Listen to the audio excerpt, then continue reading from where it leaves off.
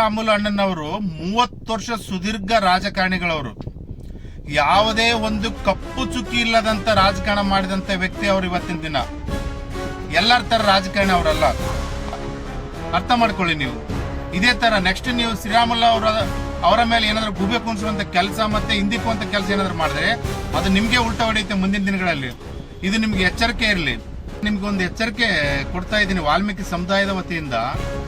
ನೀವು ಇದೇ ತರ ರಮೇಶ್ ಜಾರಕಿಹೊಳಿಯನ್ನು ಮೂಲೆ ಗುಂಪು ಮಾಡುವುದರಲ್ಲಿ ನೀವು ಸಖತ್ತು ಲೀಡರ್ ಆದ್ರಿ. ಈ ಒಂದು ವಿಡಿಯೋ ಮಾಡುವ ಉದ್ದೇಶವೇನೆಂದರೆ, ಇದೇ ಒಂದು 2-3 ದಿನ ಹಿಂದೆ ಬಿಜೆಪಿ ರಾಷ್ಟ್ರೀಯ ಪ್ರಧಾನ ಕಾರ್ಯದರ್ಶಿಗಳಾದ ರಾಧಾ ಮೋಹನ್ ಅಗರ್ವಾಲ್ ಅವರು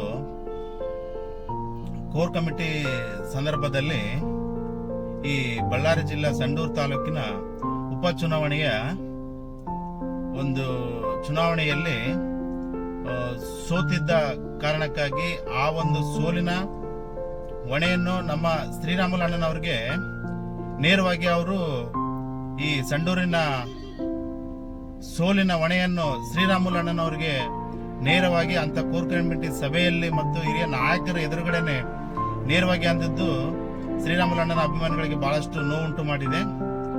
ಆ ಒಂದು ಸಂಡೂರು ಸೋಲಿನ ಉಸ್ತುವಾರಿಗಳಾದ ಈ ಬಿಜೆಪಿ ರಾಜ್ಯಾಧ್ಯಕ್ಷರು ಆದ BY ವಿಜಯೇಂದ್ರ ಅವರು ಮತ್ತು ಜನಾರ್ದನ್ ರೆಡ್ಡಿ ಅವರು ಆ ಒಂದು ಉಸ್ತುವಾರಿಯನ್ನು ಒಪ್ಪಿಕೊಂಡಿದ್ರು ಸಂಡೂರು ತಾಲೂಕಿನ.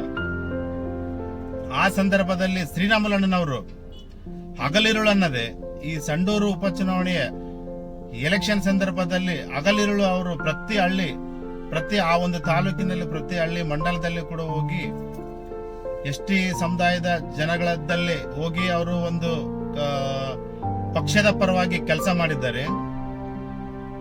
ಪಕ್ಷದಲ್ಲಿ ಕೆಲಸ ಮಾಡಿದ ಅಲ್ಲದೆ ಅವರಿಗೆ ಈ ಒಂದು ಸಂದರ್ಭದಲ್ಲಿ ಸೋಲಿನ ಹೊಣೆಯನ್ನು ಹೊರಿಸುವಂತದ್ದು ಎಷ್ಟು ಸರಿ ಅಂತ ಈ ರಾಜ್ಯದ ನಮ್ಮ ಹಿಂದುಳಿದ ನಾಯಕ ಶ್ರೀರಾಮುಲು ಅಣ್ಣನವರಿಗೆ ಆ ರೀತಿ ಒಂದು ಹೊಣೆಯನ್ನು ಅಲ್ಲಿ ಕೋರ್ ಕಮಿಟಿ ಸಂದರ್ಭದಲ್ಲಿ ಹೊಣೆಯನ್ನು ಹೊರಿಸಿದಾರಲ್ಲ, ಆ ಒಂದು ನಮ್ಮ ದಲಿತ ಸಮುದಾಯದ ಜನಗಳಿಗೆ ಬಹಳಷ್ಟು ನೋವುಂಟು ಮಾಡಿದೆ.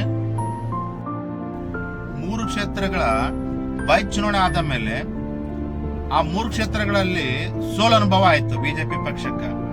ಈ ಹೊಣೆಯವರು ನೇರವಾಗಿ ರಾಜ್ಯಾಧ್ಯಕ್ಷರಾದಂತ BY ವಿಜಯೇಂದ್ರ ಅವರೇ ಉಣಬೇಕಲ್ಲ, ಈ ಸೋಲಿನ ಹೊಣೆಯನ್ನು ಅವರೇ ಹೊರಬೇಕಲ್ಲ. ಅದಲ್ಲದೆ ಈ ಸಂಡೂರು ಉಪಚುನಾವಣೆ ಸೋಲಿನ ಹೊಣೆಯನ್ನು ಕೋರ್ ಕಮಿಟಿ ಒಳಗಡೆ ಶ್ರೀರಾಮುಲು ಅಣ್ಣನವ್ರ ಮೇಲೆ ಹಾಕ್ತಾರಂದ್ರೆ ಈ 3 ಕ್ಷೇತ್ರಗಳದ್ದು ಯಾರ ಮೇಲೆ ಹಾಕ್ಬೇಕಾಗಾದ್ರೆ? ರಾಜ್ಯಾಧ್ಯಕ್ಷರು ತಾವೇ ಅಲ್ಲ, ಏನ್ ಮಾಡಿದ್ರು ಅವರು? ರಾಜ್ಯಾಧ್ಯಕ್ಷರಾಗಿ ಏನ್ ಮಾಡಿದ್ರು? ಈ 3 ಸೋಲು ಉಂಡ ಮೇಲೆ ಅವ್ರ ರಾಜ್ಯಾಧ್ಯಕ್ಷರ ಪದವಿಯನ್ನು ಬೇರೆಯವ್ರಿಗೆ ಬಿಟ್ಕೊಡ್ಬೇಕಲ್ಲ. 3 ಕ್ಷೇತ್ರ ಸೋಲು ಅನ್ಬೋದಾದ್ರೂ ಕೂಡ ರಾಜಾರೋಷವಾಗಿ ರಾಜ್ಯದಲ್ಲಿ ಸಂಘಟನೆ ಯಾವ ರೀತಿ ಐತೆ ಅನ್ನೋದು ಇಡೀ ರಾಜ್ಯದ ಜನಕ್ಕೆ ಗೊತ್ತಾಗ್ತದಲ್ಲ. ವಿಜೇಂದ್ರ ಅವರೇ, ನಾನು ನಿಮ್ಗೊಂದು ಎಚ್ಚರಿಕೆ ಕೊಡ್ತಾ ಇದ್ದೀನಿ ವಾಲ್ಮೀಕಿ ಸಮುದಾಯದ ವತಿಯಿಂದ. ನೀವು ಇದೇ ತರ ರಮೇಶ್ ಜಾರಕಿಹೊಳಿಯನ್ನು ಮೂಲೆ ಗುಂಪು ಮಾಡುವುದರಲ್ಲಿ ನೀವು ಸಖತ್ತು ಲೀಡರ್ ಆದ್ರಿ. ಓಕೆ, ಒಪ್ತೀನಿ ನಾನು. ಇದೇ ನಿಮ್ಮ ತಂದೆಯವರು ಯಡಿಯೂರಪ್ಪನವರನ್ನು ಮೊದಲಿಗೆ ಮುಖ್ಯಮಂತ್ರಿ ಮಾಡಿದ್ದು ಶ್ರೀರಾಮುಲು ಅವರು.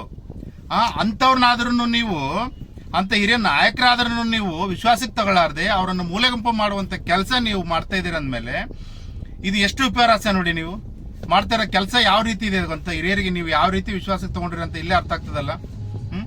ಕೋರ್ ಕಮಿಟಿ ಸಂದರ್ಭದಲ್ಲಿ ಪ್ರಧಾನ ಕಾರ್ಯದರ್ಶಿಗಳಾದ ಮಾತಾಡುತ್ತಿರುವಾಗ ನೀವೇನ್ ಮಾಡ್ತಾ ಇದ್ದೀರಿ? ಪಕ್ಕದಲ್ಲಿ ಕುಂತ್ಕೊಂಡು ನೀವು ಹೇಳ್ಬೇಕಾಗಿದ್ದರಿಗೆ ಮತ್ತು ಬಿಜೆಪಿ ಪಕ್ಷದ ಹಿರಿಯ ನಾಯಕರುಗಳಿಗೆ ಬಹಳಷ್ಟು ನೋವಾಗುತ್ತದೆ ಮತ್ತು ಮುಂದಿನ ದಿನಗಳಲ್ಲಿ ಸೋಲುಂಟಾಗುತ್ತದೆ. ಇದನ್ನು ಇಷ್ಟಕ್ಕೆ ರಾಜ್ಯಾಧ್ಯಕ್ಷರನ್ನ ಬದಲಾವಣೆ ಮಾಡಿ ಎಲ್ಲಾ ವ್ಯಕ್ತಿಗಳನ್ನ ವಿಶ್ವಾಸಕ್ಕೆ ತಗೊಂಡು ಹೋಗುವಂತ ಕೆಲಸನ ರಾಜ್ಯಾಧ್ಯಕ್ಷರು ಮಾಡಬೇಕು.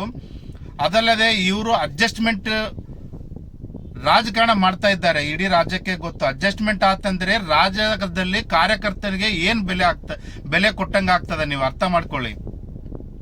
ಇಂದಿನ ದಿನಗಳಲ್ಲಿ ಎಷ್ಟೋ ಕೇಸ್ಗಳಾದವು. ವಾಲ್ಮೀಕಿ ಹಗರಣವಾಯ್ತು, ಮೂಢ ಹಗರಣವಾಯ್ತು. ಅದರಲ್ಲಿ ಯಾರಾದ್ರೂ ಒಬ್ಬರನ್ನ ರಾಜೀನಾಮೆ ಕೊಡುವಂತ ಕೆಲಸ ಏನಾದ್ರೂ ನಮ್ಮ ಬಿಜೆಪಿ ಪಕ್ಷ ಮಾಡ್ತಾ? ಅವರು ತಲೆನೇ ಕೆಡಿಸುವಂತ ಇಲ್ಲ. ಯಾಕೆ ಹೇಳು? ಬಿಜೆಪಿ ಪಕ್ಷ 1 ಮನೆ 6 ಬಾಗಿಲಿದ್ದಾವಂತೆ ಕಾಂಗ್ರೆಸ್ ಪಕ್ಷದವ್ರಿಗೆ ಮೊದಲೇ ಗೊತ್ತಾಗ್ಬಿಡ್ತು.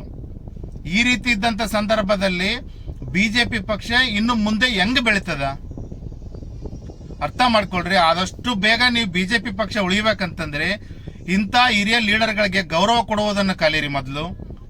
ಮುಂದಿನ ದಿನಗಳಲ್ಲಿ ಅಂದ್ರೆ ಮಾತ್ರ ನಿಮಗೆ ಸರ್ಕಾರ ಆಗುವಂತ ದಾರಿಗಳು ಸುಲಭ ಆಗ್ತಾವ. ಇಲ್ಲಾಂದ್ರೆ ಈ ಬಿಜೆಪಿ ಪಕ್ಷ ಸರ್ವನಾಶವಾಗುತ್ತದೆ ಇಂಥ ರಾಜ್ಯಾಧ್ಯಕ್ಷರಿದ್ರೆ. ದಯವಿಟ್ಟು ಇದನ್ನು ಬದಲಾವಣೆ ಮಾಡಿ ಅಂತೇಳಿ ನಾನು ಹಿರಿಯ ನಾಯಕರೆಲ್ಲ ಬಹಳಷ್ಟು ಮನವಿ ಮಾಡಿಕೊಳ್ಳುತ್ತೇನೆ.